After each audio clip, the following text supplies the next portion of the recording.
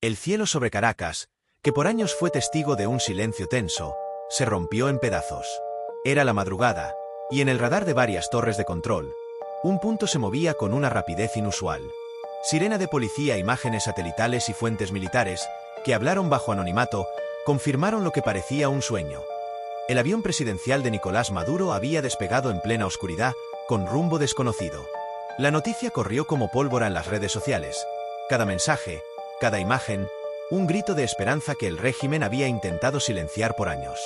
La fase final de un plan secreto. En las sombras de Washington, la noticia no fue una sorpresa. Según fuentes cercanas a la Casa Blanca, el despegue era la confirmación de lo que Donald Trump había activado semanas atrás. La llamada fase final, un plan estratégico diseñado para precipitar el colapso de la dictadura.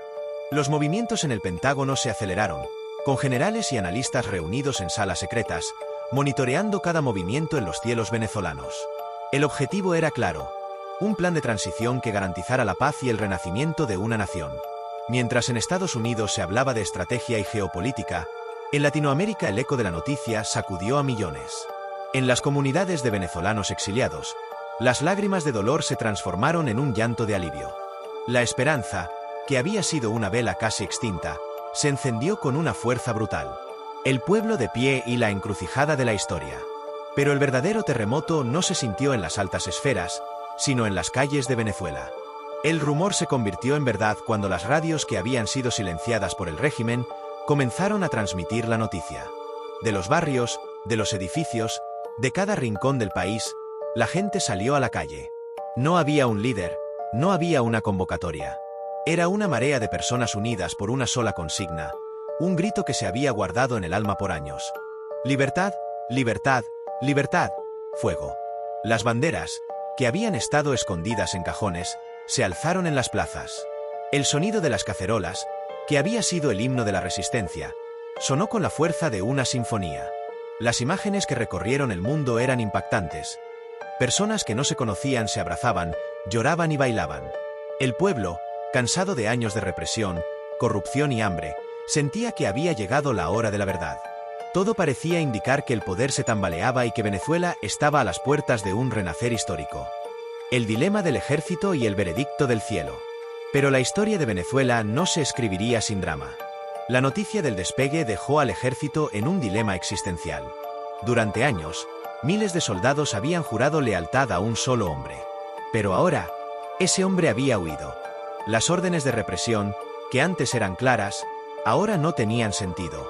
La división era palpable. ¿Seguirían siendo los guardianes de un régimen en colapso o se unirían a un pueblo que los veía como héroes? Las próximas horas serían decisivas. La tensión aumentaba, el aire estaba cargado de incertidumbre. El mundo entero contenía la respiración, mientras los cielos de Venezuela escondían el secreto de un país que, después de una larga noche, podría estar a punto de ser libre otra vez. El grito de libertad que se había alzado en las calles de Venezuela no se detuvo con el despegue del avión de Nicolás Maduro. Se convirtió en un eco que resonaba en cada rincón del país, desde los barrios humildes de Caracas hasta los cuarteles militares más alejados. La noticia de que el régimen se tambaleaba no era una simple teoría. Era una realidad palpable, y la pregunta que ahora se cernía sobre la nación no era si el cambio vendría, sino cómo llegaría. La hora cero. El dilema en los cuarteles. La tensión en las barracas del ejército era insoportable. Los soldados, que por años habían sido entrenados para la obediencia ciega, se encontraban en la encrucijada más grande de sus vidas. Las órdenes de represión, antes inquebrantables, ahora eran susurradas con una incertidumbre que se sentía en el aire. Algunos seguían jurando lealtad a un líder que había huido, mientras que otros, en sus corazones, sabían que el juramento más sagrado que habían hecho no era a un hombre, sino a la bandera de su pueblo. En una base militar de alta seguridad, el general Miguel Torres, un hombre de honor y con una carrera impecable, miraba las imágenes en su monitor. Las calles llenas de gente, las banderas alzadas, los rostros llenos de esperanza. Sus ojos se llenaron de lágrimas. Había visto a su pueblo sufrir, había visto la escasez y la desesperación, y había obedecido órdenes por el bien de una estabilidad que nunca llegó. Pero la noche en que el dictador huyó, la balanza se inclinó. La lealtad no era a un líder, sino a una nación. El acto de conciencia que lo cambió todo. En las primeras horas del amanecer, el general Torres apareció en una transmisión en vivo, flanqueado por otros oficiales de alto rango. Con voz firme, pero con los ojos llenos de emoción, se dirigió a la nación. A mis hermanos de armas, dijo, el uniforme que llevamos no es para proteger la tiranía. Es para proteger al pueblo que nos confió su seguridad. El hombre al que le juramos lealtad ha abandonado su puesto. Es la hora de la verdad. La hora de elegir entre la dignidad y la historia. En las calles, la gente contuvo la respiración. Pero la respuesta no tardó en llegar.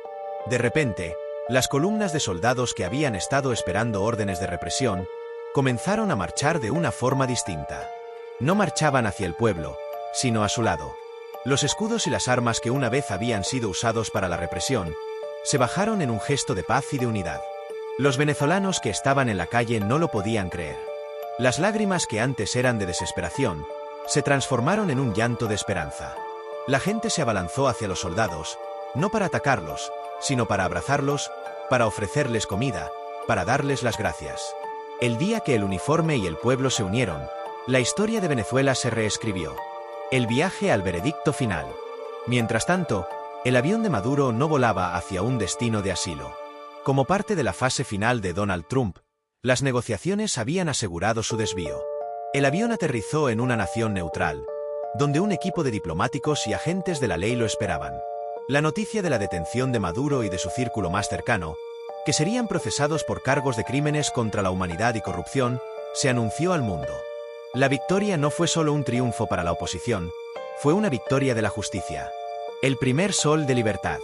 En los días siguientes, el país se transformó.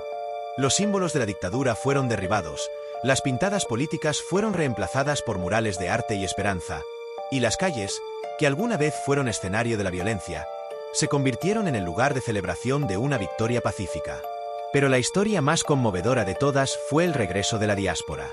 Los millones de venezolanos que habían huido del país comenzaron a regresar a casa. Los aeropuertos se convirtieron en el escenario de reencuentros inolvidables.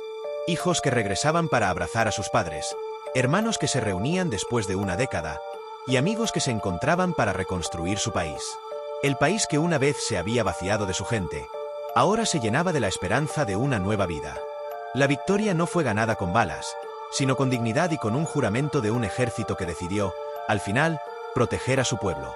Y en los años venideros, la historia de cómo un país se salvó a sí mismo, será contada en todo el mundo como la prueba irrefutable de que un pueblo unido jamás será vencido.